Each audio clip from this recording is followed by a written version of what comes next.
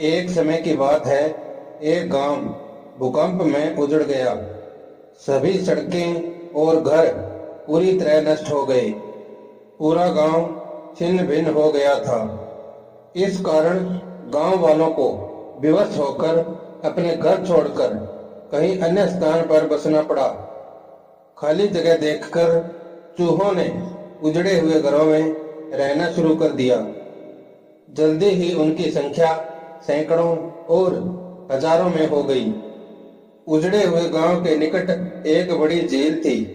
हाथियों का एक झुंड झील पर पानी पीने आता था। झील तक पहुंचने के लिए उनके पास केवल एक मार्ग था, जो गांव से होकर गुजरता था। झील पर जाते हुए हाथी सैकड़ों चूहों को अपने भारी पैरों तले कुचल देते थे।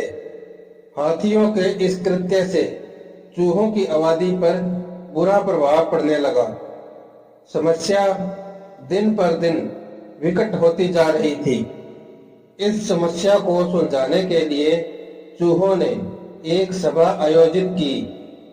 यह निर्णय लिया गया कि इस समस्या के विषय में हाथियों के राजा से प्रार्थना की जाए। चूहों का राजा हाथियों के राजा से मिला और बोला, श्रीमान, हम उजड़े हुए गांव में रहते हैं, किंतु प्रत्येक बार जब भी आपका झुंड गांव से गुजरता है, मेरे हजारों प्रजाजन उनके विशाल पैरों के नीचे कुचले जाते हैं। कृपया आप अपना मार्ग बदल लें।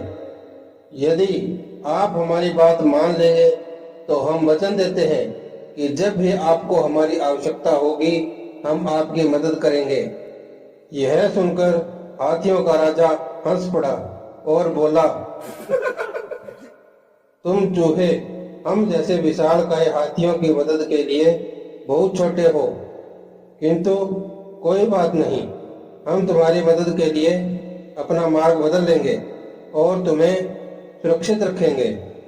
चूहों के राजा ने हाथियों के राजा को धन्यवाद दिया और घर लौट गया। एक दिन शिकारियों की एक टोली झील पर आई और हाथियों के झुंड को बड़े मजबूत जाल में फंसा लिया। हाथियों ने स्वयं को छुड़वाने की बहुत कोशिश की, किंतु सब बेकार। तभी हाथियों के राजा को चूहों के राजा की याद आई, जिसने आवश्यकता पड़ने पर मदद करने का वचन दिया था। उसने अपने झुंड के एक हाथी को बुलाया जो जाल में नहीं फंसा था और जाकर चूहों के राजा से मिलने को कहा। हाथी की बात सुनकर चूहों का राजा अपना चूहों का झुंड लेकर हाथियों की मदद के लिए तुरंत चल पड़ा। उसने हाथियों को एक मोटे जाल में फंसे पाया। उन्होंने जाल को हजारों स्थानों से कुतरकर ढीला कर दिया। हाथियों ने ढीले जाल को तोड़ डाला और स्वतंत्र हो गए।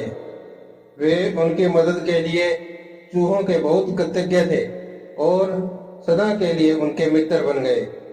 इस कहानी से हमें यह शिक्षा मिलती है कि छोटा देखकर किसी को कम नहीं समझना चाहिए।